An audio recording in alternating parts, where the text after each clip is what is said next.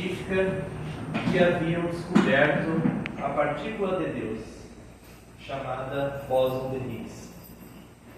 Utilizando-se desse equipamento, aqui temos uma pessoa caminhando ali perto, para vocês verem a dimensão dele, que consiste num túnel circular de 27 quilômetros entre a Suíça e a França.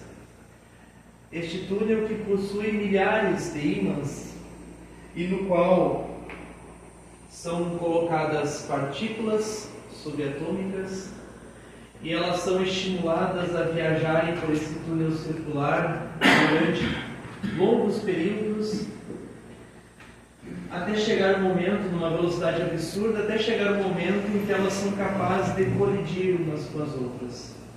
E nesta colisão, essas partículas liberam diferentes formas de energia e, de acordo com essa energia, ali, equipamentos altamente sofisticados conseguem mensurar a origem dessas partículas.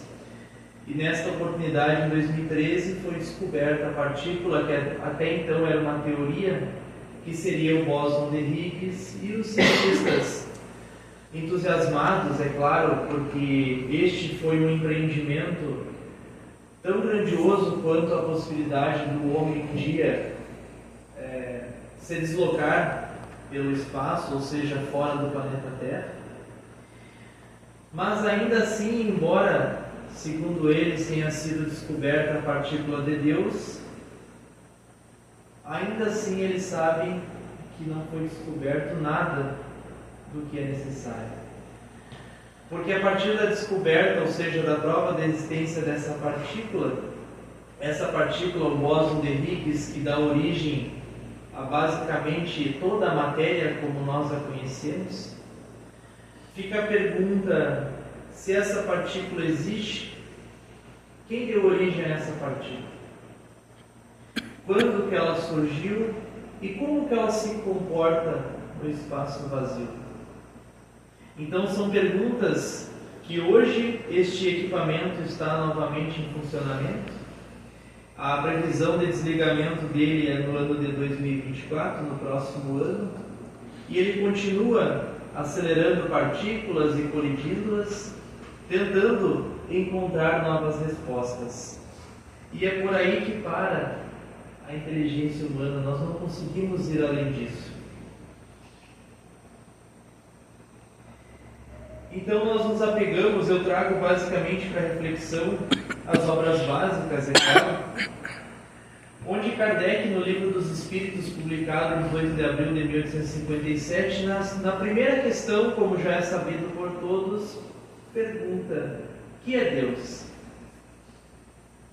Cujo foi o tema da nossa exposição de hoje. Os Espíritos respondem: Deus é a inteligência suprema, causa primeira de todas as coisas.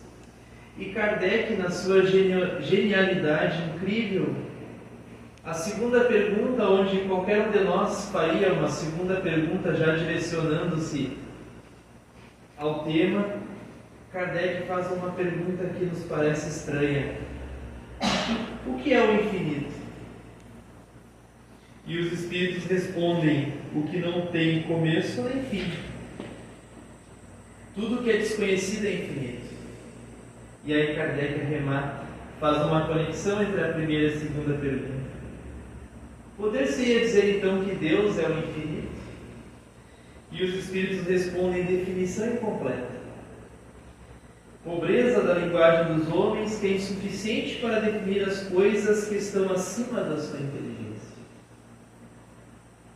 Só esse início, como em todas as outras questões que Kardec nos traz, eu admiro imensamente a inteligência deste homem. E aí na questão 10, avançando, onde ele coloca os atributos da divindade, ainda Kardec questiona: o homem pode compreender a natureza íntima de Deus? E os Espíritos respondem: não, porque lhe falta o sentido. E o que eles querem dizer com isso, irmãos? A nossa inteligência ela é toda voltada para os instintos físicos, a visão, a a audição, principalmente o tato. É por isso que nós dizemos assim, eu peguei a ideia do Amarante, eu visualizei algo que vai acontecer lá na frente. A nossa linguagem, ela se restringe às coisas concretas. Então é por isso que os Espíritos nos dizem, nós não temos sentido para compreender algo que é muito maior do que nós.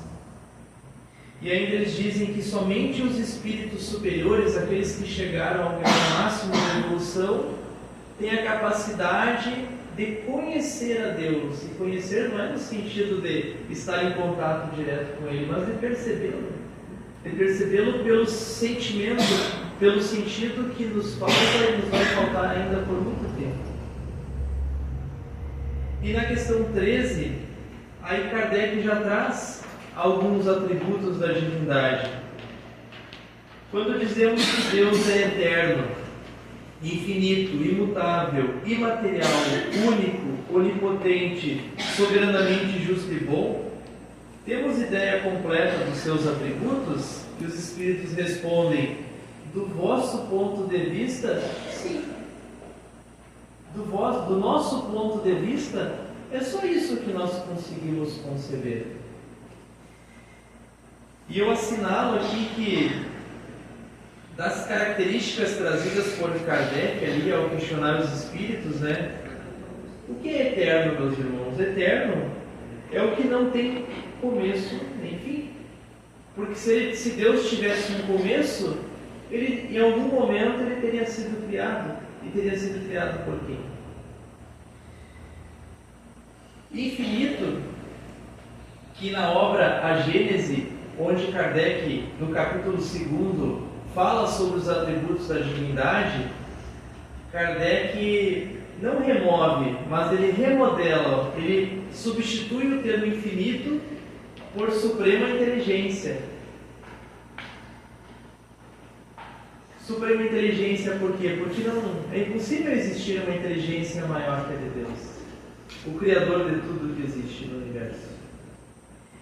Imutável, meus irmãos, porque se ele estivesse sujeito às mudanças, as leis que regem a matéria, as leis que regem o universo, não teriam uma harmonia, não teriam estabilidade. Imaterial, porque ele não constitui nada que nós conhecemos por matéria. E aí, quando nós voltamos ali para a imagem anterior, o bóson de Higgs, longe estamos de conhecer a partícula de Deus.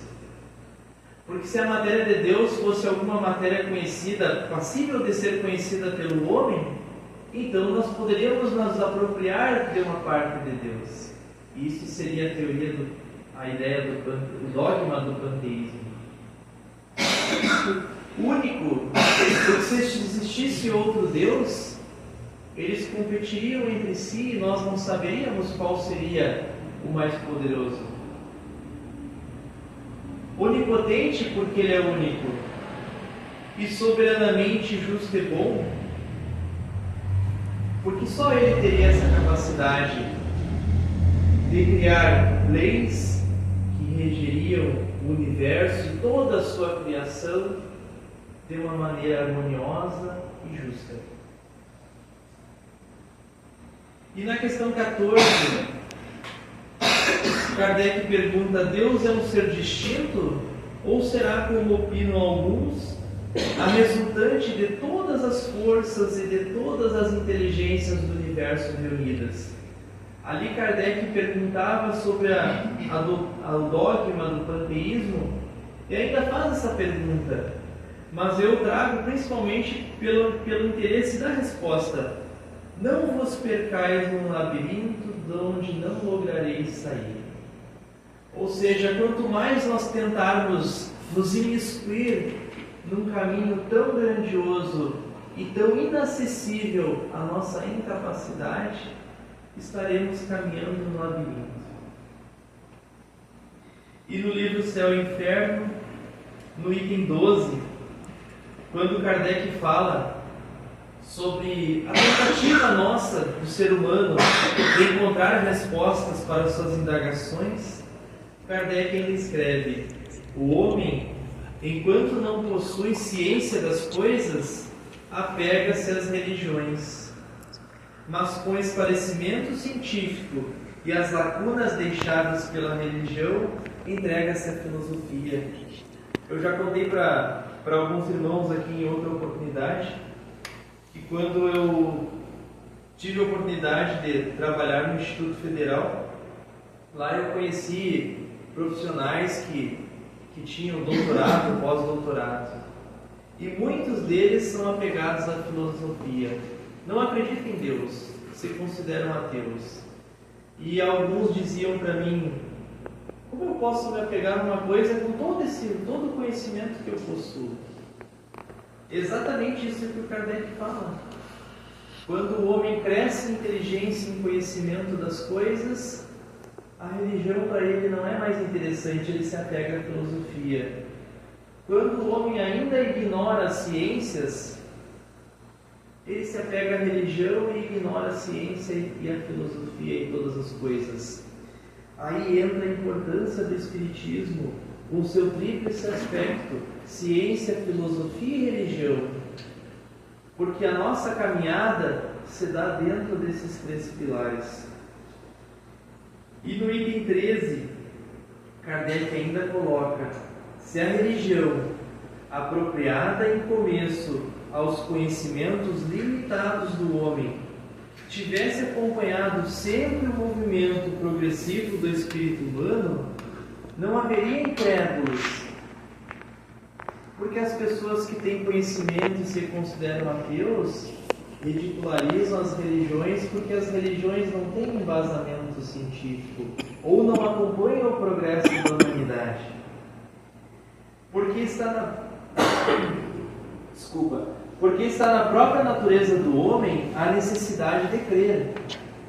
E ele crerá desde que se lhe dê o pábulo espiritual de harmonia com as suas necessidades intelectuais.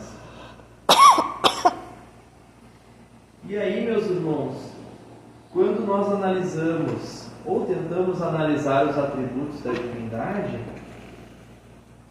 também podemos utilizar uma analogia feita por Kardec na obra Gênese, onde Kardec faz uma comparação que eu também acho brilhante conosco.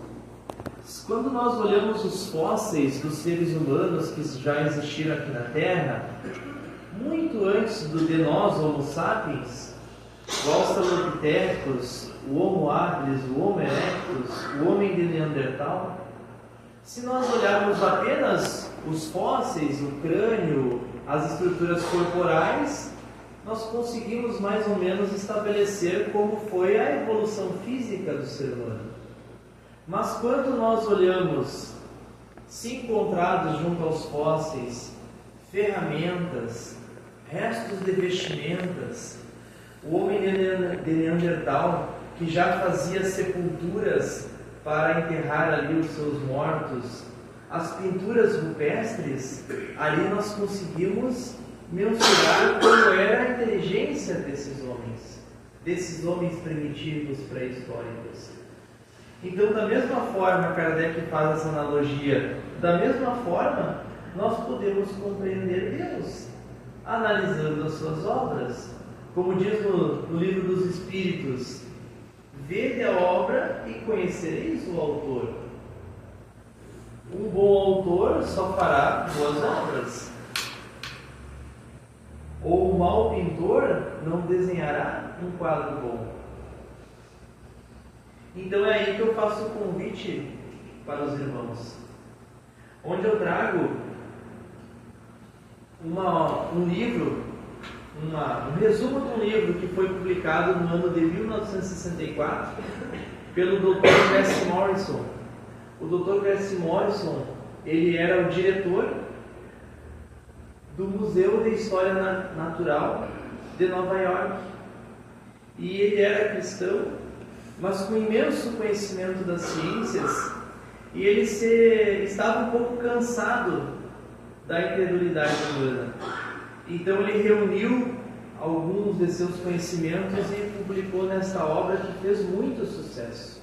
Hoje ela está desatualizada em algumas informações científicas, mas ela nos serve para essa proposta de contemplarmos, em parte, a obra da divindade. Então esse livro se chama 7 razões para que um cientista possa crer em Deus. A primeira, meus irmãos, ele coloca: por uma determinada lei lógica, nós podemos provar que o nosso universo foi projetado e executado por uma inteligência engenheira. E aí ele traz alguns exemplos, como tem ali na imagem. Se eu pegar 10 moedas e numerá-las de 1 a 10 e colocar no meu bolso, sacudi-las e retirar uma delas com o objetivo de retirar a de número 1 em primeiro lugar, a chance disso acontecer é de 1/10. Então eu coloco ela no meu bolso novamente, sacudo essas moedas, dou uma sacudidela no meu bolso, retiro a segunda moeda com o objetivo de tirar a de número 2. A probabilidade será de 1 em 100. E assim sucessivamente, a retirar a de número 3 será de 1 sobre 1000, até chegar na última moeda, a de número 10, que a probabilidade será de 1 em 10 bilhões. Por que ele traz este exemplo, meus irmãos? 1 em 10 bilhões é a probabilidade das primeiras moléculas terem se reunido no universo para terem dado origem a tudo, que é o que é colocado na teoria do Big Bang. Há 14 bilhões de anos atrás, o universo era do tamanho da cabeça de um alfinete. Ocorreu uma grande explosão e ali as primeiras partículas foram se reunindo. A probabilidade disso ter acontecido, 1 em 10 bilhões. E agora vocês fiquem imaginando todas as outras coisas que aconteceram depois e deram certo. A formação das constelações, das estrelas, dos planetas habitáveis, dos seres vivos e assim por diante. Tudo obra do acaso?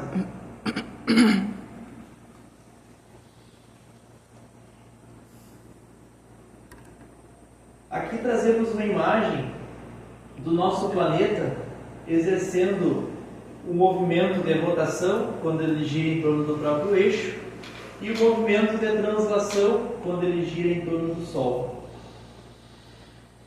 A rotação da Terra, meus irmãos, ela ocorre na velocidade de 1660 km por hora.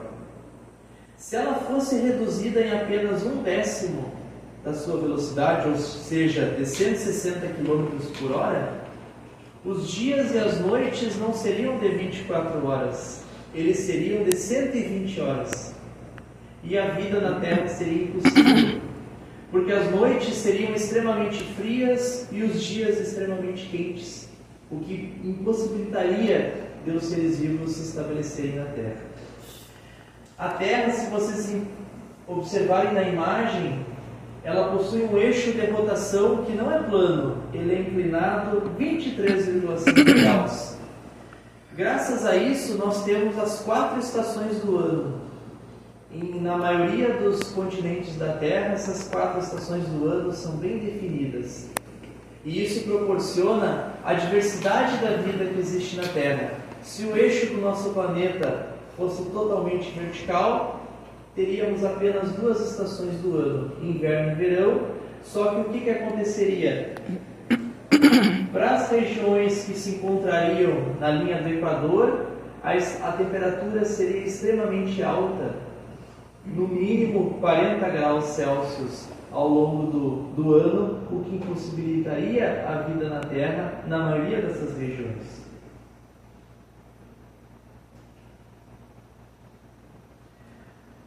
Uma outra questão: sabemos que a atmosfera, que é a coluna de gases que se encontra sobre nós, possui uma grande espessura.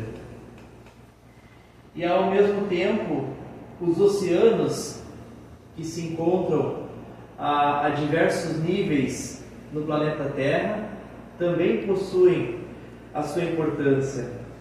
Se a atmosfera da Terra ela fosse mais rarefeita, ou seja, menor, apenas 1 quilômetro, a Terra seria bombardeada por meteoritos, que são rochas que vêm do espaço, aquelas que nós vemos brilhando num formato circular durante a noite e aprendemos quando criança, chamamos de estrelas cadentes, na verdade são rochas que chegam à atmosfera da Terra, entram em combustão com os nossos gases e diminuem de tamanho. Isso faz com que elas caiam no mar ou no solo em tamanhos reduzidos, sem prejudicar a vida da Terra. Se a atmosfera da Terra fosse reduzida em 1 quilômetro, esses blocos de rocha cairiam aqui em tamanhos muito maiores, causariam incêndios, destruiriam áreas enormes, o que impossibilitaria a vida na Terra. A profundidade média dos oceanos, essa imagem aqui seria da Fossa das Marianas, que é o ponto mais profundo dos oceanos na Terra, 11 mil metros, onde nem os submarinos construídos pelo homem com câmeras para a gravação de imagens conseguem chegar. Mas a profundidade média dos oceanos na Terra é de 3.690 metros. Se o fundo do mar fosse mais profundo, apenas 3 metros, não existiria vida na Terra. Porque os oceanos, apesar de serem o pulmão do planeta Terra, por causa das algas que fazem fotossíntese e liberam oxigênio, eles também absorvem o oxigênio. E se o oceano fosse mais profundo 3 metros, eles absorveriam todo o oxigênio da atmosfera e seria impossível existir vida na superfície. E em contrapartida, eles produziriam ácido carbônico nos oceanos, que em consequência disso matariam toda a vida existente nesses lugares.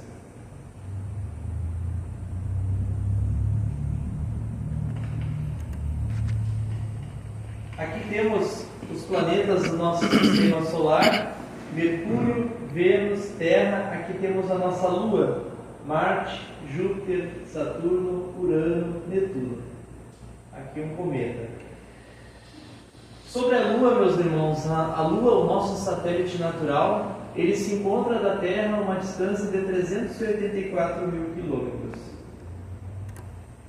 Se essa distância fosse reduzida para 70 mil quilômetros, a vida na Terra seria impossível, porque o magnetismo da Lua, que é responsável pelas correntes oceânicas, seria tão intenso que todas as costas do nosso planeta seriam arrebatadas por violentos tsunamis e até as montanhas mais altas da Terra seriam atingidas pelas águas.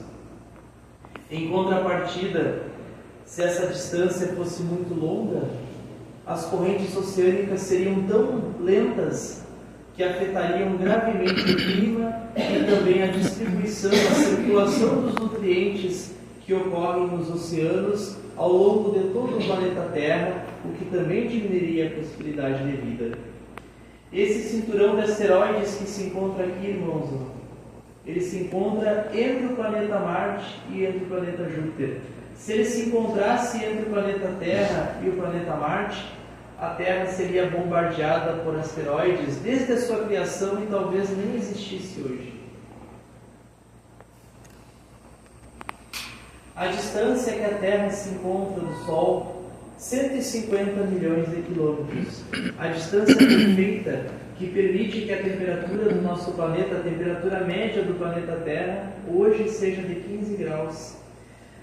Se a Terra estivesse um pouquinho mais próxima, a alguns milhares de quilômetros, seria destruída pelo calor. Se estivesse mais afastada, as águas do nosso planeta todas congelariam, impossibilitando a vida na Terra. Esta foi a primeira razão. Agora vamos para a segunda. O talento da vida para executar a sua proposta é toda a manifestação de uma inteligência suprema. E aí nós questionamos o que é a vida. Hoje, meus irmãos, os cientistas conhecem os espaços interatômicos do DNA, que nós falaremos depois, e eles ainda não conseguem definir o que é a vida. Porque a vida é uma força, mas é uma força invisível, que nós só conseguimos visualizar, mas não conseguimos ainda compreender.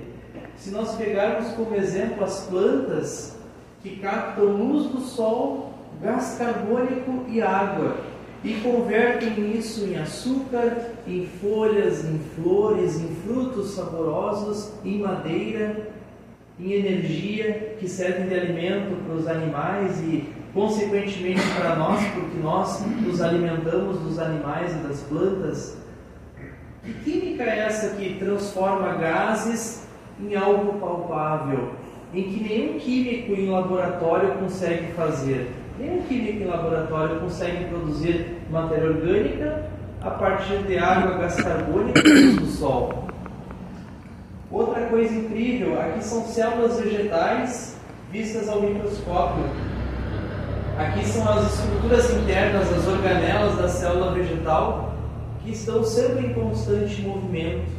E quando excitadas pela luz solar, elas se movimentam mais rápido ainda. O conteúdo interno da célula, antigamente, como na obra, era chamado de protoplasma. E aí o Dr. Cressy Morrison comenta que o protoplasma, ele dá origem a tudo que existe dos seres vivos, dá origem a todas as estruturas celulares e, consequentemente, as células se dividindo, dão origem ao organismo.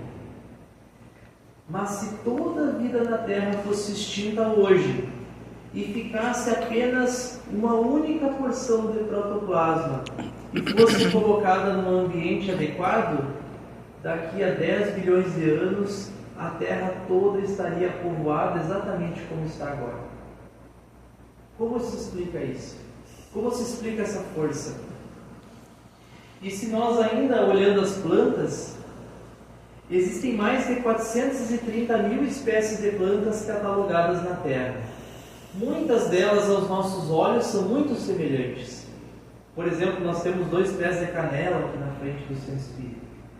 Mas se nós pegarmos as folhas de 2 árvores que são muito parecidas e olharmos a olho nu ou até mesmo no microscópio, nós perceberemos que não existe nenhuma folha igual dentro dessas 430 mil espécies. Podem ser plantas da mesma família, mas não existe nenhuma folha igual. Assim como nós não possuímos, com raras exceções, as nossas digitais não são iguais. Como se explica isso? Se nós pegarmos as espécies de insetos, mais de 900 mil espécies, não existe um idêntico ao outro. Tanto que um entomologista, que é quem classifica os insetos, ele precisa colocar no microscópio e às vezes olhar detalhes da patinha lá do inseto, detalhes que diferem uma espécie da outra. Como que isso acontece? Nós aprendemos na biologia que é pela lei da evolução. Mas essa força evolutiva, quem explica? Essa tendência dos seres vivos para estarem sempre em evolução, como eu já falei aqui em outra oportunidade. A terceira, a sabedoria animal, fala irresistivelmente de um bom Criador, que infunde instintos a todas as suas desamparadas e pequenas criaturas.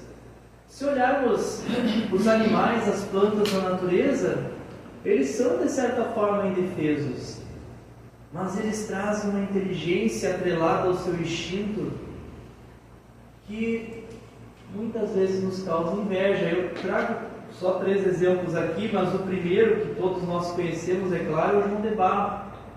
O João de Barro constrói a sua casinha no alto de uma árvore ou nos postes, como nós vemos na zona urbana. A própria construção da casa dele já é uma estrutura arquitetônica incrível. E conforme ele vai construindo, ele sobe no galho mais alto da árvore e aponta o bico na direção do vento. Ele desce, continua construindo, sobe na árvore ou sobe num poste mais alto, aponta o bico na direção do vento. Por que ele faz isso? Porque ele constrói a sua casa antes do inverno e conforme a direção do vento, ele sabe que o vento vai fazer uma curvatura para o inverno. E aí ele faz a portinha ali da casa dele voltada para o outro lado, para que os ventos invernais não adentrem a sua casa e não matem a sua prole. De uma maneira a causar inveja a qualquer serviço meteorológico que não acerta nunca. E ele não é mamão. A vespa, que existem milhares, centenas de espécies de vespas, que quando vão se reproduzir, elas constroem uma furna, uma galeria na terra, escavam um buraco na terra e saem à caça de aranhas, gafanhotos, insetos que possuem bastante líquido interno.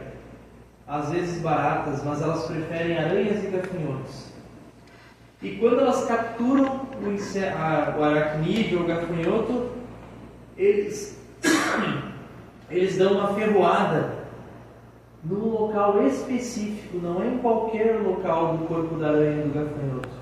Num local onde existe um nervo cujo veneno da vespa vai imobilizar o inseto, mas não vai matá-lo.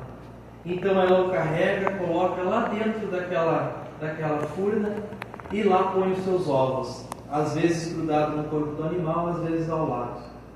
E quando nascem as larvas das vespas, elas nascem com fome. E esse animal está vivo, está como em estágio de coma, basicamente. Porque ele não pode morrer. Se ele morrer, a carne dele apodrece e as vespas não vão ter alimento, as larvas das vespas. E as larvas das vespas, quando surgem dos ovos, se alimentam das partes moles do gafanhoto ou da aranha, mas não matam, porque elas também sabem que se matarem a aranha, a matéria da aranha apodrece, elas também ficam sem comida. E no estágio larval elas não possuem asas nem pernas para sair daquele local. Quem ensinou isso à vespa? E os entomologistas já descobriram qual é o nervo paralisante da aranha e do gafanhoto. Isso nós humanos, na nossa pequenez, já descobrimos. Mas todos os experimentos que foram feitos de injetar uma substância anestésica no nervo da aranha ou do gafanhoto, ou mataram a vítima, ou não conseguiram paralisá-lo. E a vespa sabe a dose correta de fazer isso. Isso é incrível. Nós temos um outro exemplo que são as enguias. As enguias são peixes em formato de cobra, em formato de serpente, que elas existem tanto nos Estados Unidos quanto na Europa. E todo ano elas migram em direção às Bermudas, que são ali na América Central, o arquipélago das Bermudas, para se reproduzir, porque elas precisam se reproduzir em águas frias. Então elas migram, se encontram lá, reproduzem-se e morrem. Os filhotes que nascem dali não ficam ali.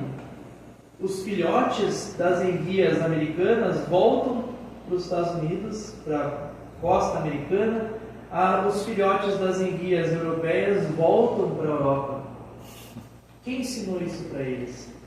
E o mais interessante é que o estágio reprodutivo dos animais é o mesmo. Só que as enguias europeias demoram muito mais tempo para chegar até as Bermudas do que as americanas. Então as enguias americanas atrasam o seu estágio reprodutivo para esperar as suas irmãs europeias. Quem criou isso? A quarta, o homem tem alguma coisa a mais do que o instinto animal, o poder da razão.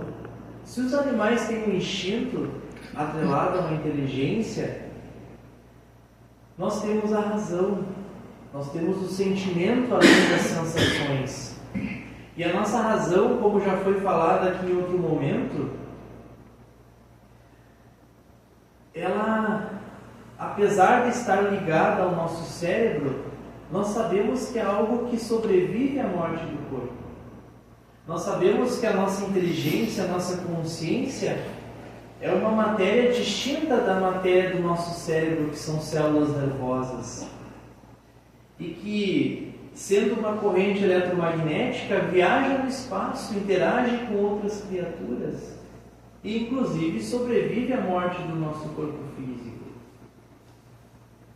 Quem nos deu essa capacidade? E o Dr. Percy Morrison diz assim: ocorre que o instinto é uma nota monótona, que se repete sempre a mesma, sempre igual. Daqui a 1000 anos o João de Barro vai construir a casa dele da mesma maneira. A vespa vai paralisar a aranha e o gafanhoto da mesma maneira, a enguia vai se reproduzir da mesma maneira. Mas a razão são as 7 notas musicais, é a pauta, é a sinfonia, é o canto melódico. Através da razão pode o homem entender Deus e contemplar a possibilidade de ser o que é, e aí eu destaco aqui, somente porque recebemos uma centelha da inteligência universal. Então nós temos algo a mais do que os animais, nós recebemos essa centelha da inteligência universal que nos permite nos interligar a todas as demais criaturas da Terra, graças à nossa razão, à nossa mente e à inteligência universal que é Deus.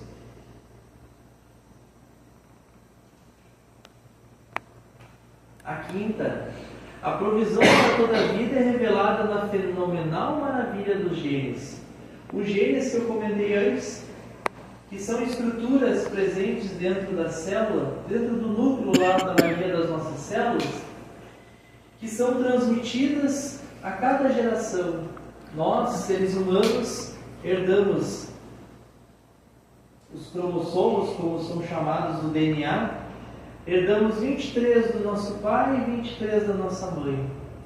Metade do nosso pai e metade da nossa mãe. Mas não somos iguais aos nossos pais. E os genes, meus irmãos, são formados apenas por aquelas 4 letrinhas.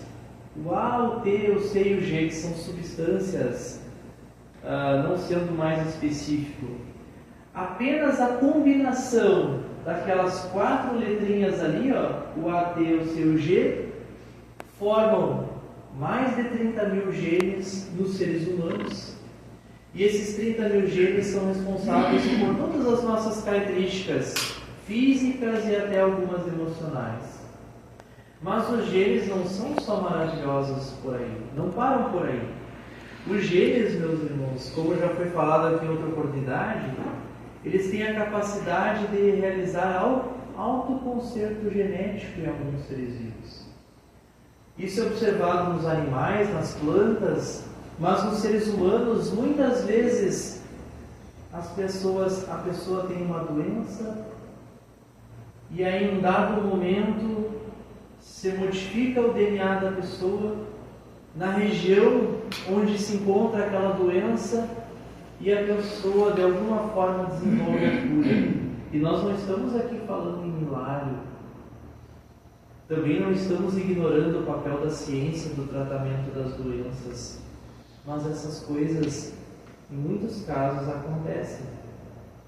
Também existe uma área da ciência, da genética, chamada de epigenética, que é a influência externa que todas as coisas exercem no nosso DNA.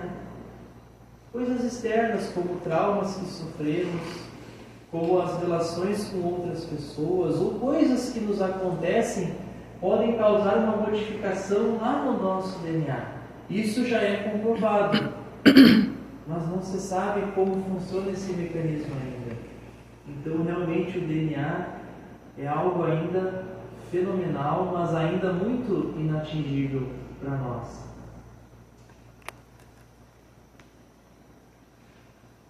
A sexta, pela economia da natureza, somos forçados a perceber que somente uma sabedoria infinita poderia ter previsto e preparado com tamanha prudência administrativa. O que quer dizer isso, meus irmãos?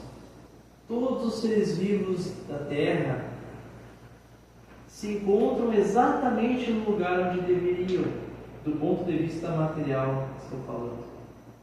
E aí trago aqui um exemplo que no século passado os australianos eles idealizavam construir lavouras no seu país. Porque o solo lá é bastante fértil, a temperatura é agradável e como a população crescia bastante, eles precisavam investir na agricultura. Só que os ventos, que lá naquela região, naquele continente, são muito intensos, eles prejudicavam a agricultura. E aí o que eles pensaram? Vamos trazer uma palmeira ou uma planta semelhante que funcione como quebra-vento. E trouxeram essas palmeiras da Ásia, plantaram na direção dos ventos a favor das suas lavouras e o projeto funcionou. As lavouras começaram a produzir cada vez mais. Só que aí eles tiveram um problema. As palmeiras se reproduziam demais. Produziam muitos frutos e os frutos liberavam as sementes. E na Austrália não existia um predador natural para essa espécie de palmeira. E ela acabou se tornando uma praga. E aí eles precisavam aplicar herbicidas, queimar as regiões onde existiam essas palmeiras e acabavam gerando outros problemas para as plantas que eram nativas de lá. Então foi feito um congresso, se reuniram entomologistas do mundo inteiro e eles chegaram à conclusão de que deveria ser implantado lá um inseto que se alimentasse do fruto. E se alimentando do fruto ou das flores, não teria semente. Não caindo a semente, a planta não se reproduziria com tanta voracidade. E eles encontraram um besouro na Amazônia brasileira, que seria a espécie ideal para se alimentar dessa palmeira. E levaram para a Austrália. Lá distribuíram o inseto e no primeiro momento deu tudo certo. O besouro se alimentava ferozmente das palmeiras, se alimentava das flores e dos frutos, e com o passar do tempo a reprodução das palmeiras ela foi diminuindo de intensidade. Só que aí gerou-se outro problema. Conforme os besouros se alimentavam, procriavam cada vez mais e acabaram invadindo as cidades, se tornando também uma praga, sendo necessária a aplicação de inseticida em muitos casos. Mas aí vem a lei da natureza.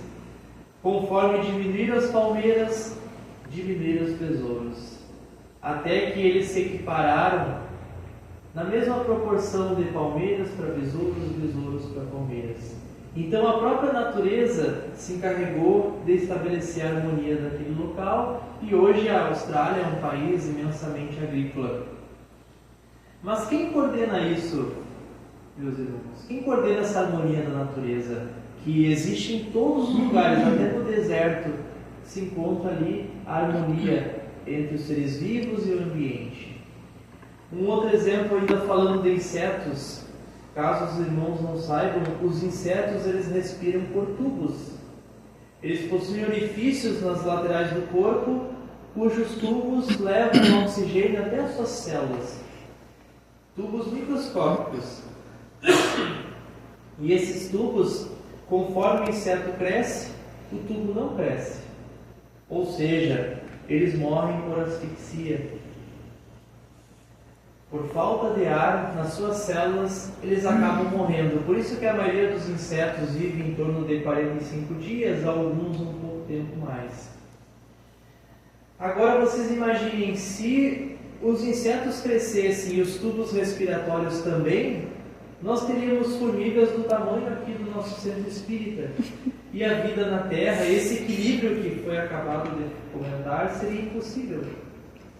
Quem determinou isso? Que o tubo respiratório dos insetos tinha um prazo de validade, digamos assim.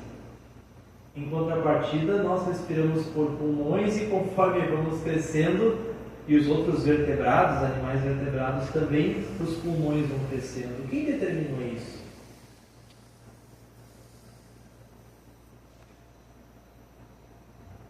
E a sétima, o fato de que o homem pode conceber a ideia de Deus já é por si mesmo a grande prova da existência de Deus. Essa imagem, meus irmãos, é do telescópio James Webb, a princípio, porque hoje em dia na internet a gente sempre tem que duvidar um pouco das coisas. Cada uma dessas luzes que nós vemos aqui são galáxias. E cada galáxia possui milhões ou bilhões ou trilhões de estrelas. E cada estrela girando dela, em torno dela, alguns ou muitos planetas. Por exemplo, o nosso Sol é uma estrela onde gira em torno dele 8 planetas. Mas nós pertencemos a uma galáxia, a Via Láctea, a qual possui 100 bilhões de estrelas. Ao redor dessas 100 bilhões de estrelas, centenas, milhares de planetas girando. Quem criou toda essa diversidade? E sabemos que no universo conhecido pelos equipamentos humanos, existem mais de 100 bilhões de galáxias.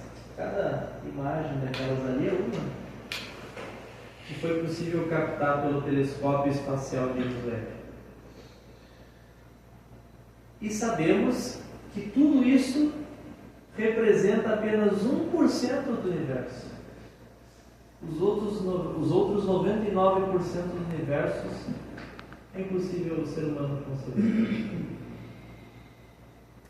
E aí o Dr. Cassie Morrison fala que se olharmos à noite um céu límpido e observarmos com tempo e atenção, conseguiremos visualizar no máximo 2.500 estrelas. As outras 2.500 não serão possíveis de ver porque estão do outro lado da Terra e será dia nesse momento. Um telescópio doméstico pode visualizar cerca de 150 mil. Agora, um telescópio dos observatórios astronômicos podem ver cerca de 30 milhões de estrelas da nossa Via Láctea. E como eu falei, vamos descobrir que ela possui cerca de 100 bilhões de estrelas e um número imenso de galáxias além da nossa. E aí o Dr. Cassie Morrison lembra o Salmo 19, versículo 1. Cantam os céus a glória de Deus e o firmamento proclama a obra de suas mãos.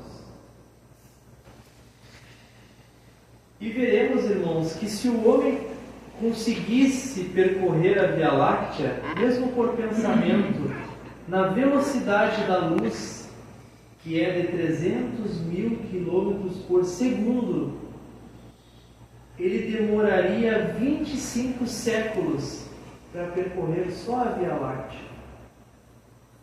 E para a galáxia mais próxima da nossa, que é a galáxia Andrômeda, em torno de 20 mil séculos a 300 mil quilômetros por segundo.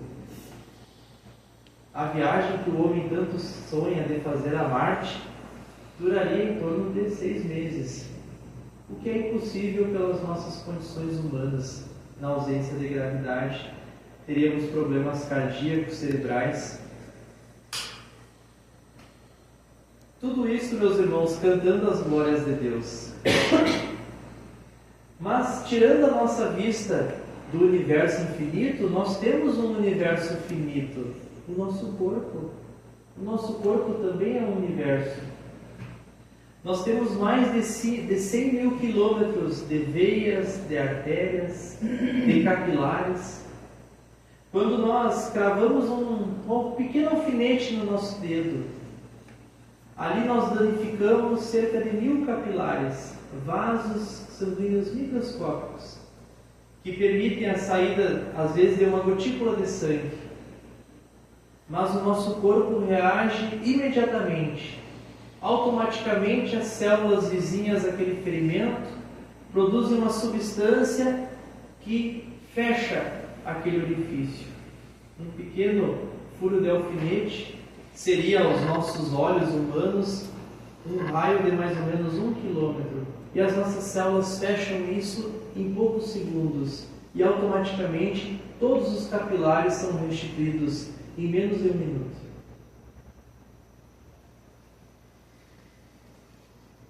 E o nosso aparelho digestório, que começa a nossa digestão, a nossa alimentação, que não começa só com o alimento caindo no nosso estômago.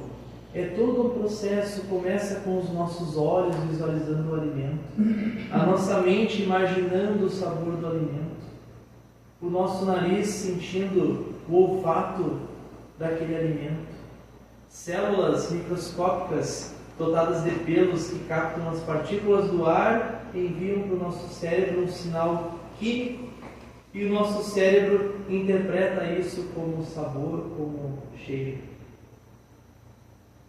E aí, ao mesmo tempo, o nosso estômago começa a produzir o suco gástrico, que é um líquido que vai ajudar na nossa digestão, na nossa pré-digestão, alguns minutos antes de nós ingerirmos a primeira porção alimentícia. E do nosso estômago vai para o nosso intestino, onde tudo é milimetricamente separado, o que é gordura, o que é proteína, o que é açúcar, o que é fibra, o que é resíduo vai ser eliminado do nosso corpo, o que é bom vai ser absorvido. E se algo que for absorvido não serve para o nosso organismo, o nosso sangue se encarrega de levar até os nossos rins, que também possuem mais de 1000 quilômetros de vasos finíssimos que filtram essas impurezas e removem do nosso corpo através da nossa urina. Que perfeição o nosso corpo! Para que nos mantenhamos em harmonia. E tudo isso, meus irmãos, cantando as glórias de Deus. E se nós olharmos para o funcionamento do nosso cérebro, para a nossa reprodução, quantos eventos acontecem, como nós já apresentamos aqui em outra oportunidade, para que seja gerada uma nova vida?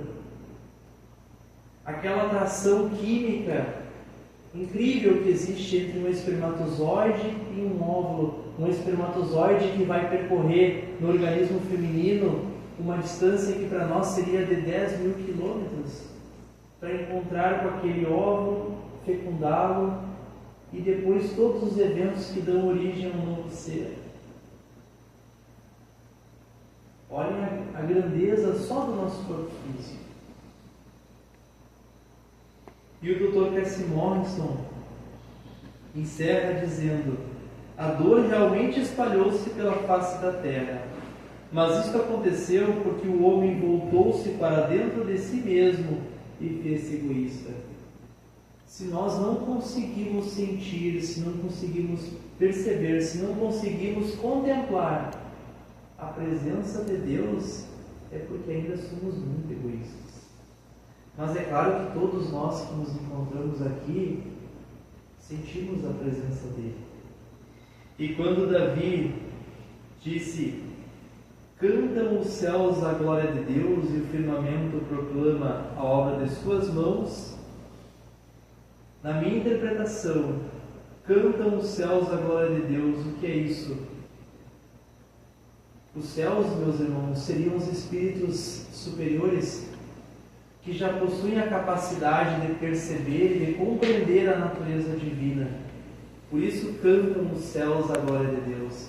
Eles compreendem e podem nos trazer isso, principalmente através da nossa maravilhosa doutrina espírita. E o firmamento proclama a obra de suas mãos. Isso para mim significa toda a grandeza do universo que nos é mostrada a todo momento, que Deus existe, que Deus faz parte da criação de tudo o que existe no universo, e tudo nos é mostrado a todo momento. E às vezes nós falamos tanto em gratidão a pessoas, a coisas que nos acontecem na vida, mas a nossa primeira gratidão deve ser com Deus. Porque só em contemplarmos uma pequena parcela de tudo o que Ele nos proporciona, nós compreendemos o quão grandioso e soberano Ele é. Muito obrigado.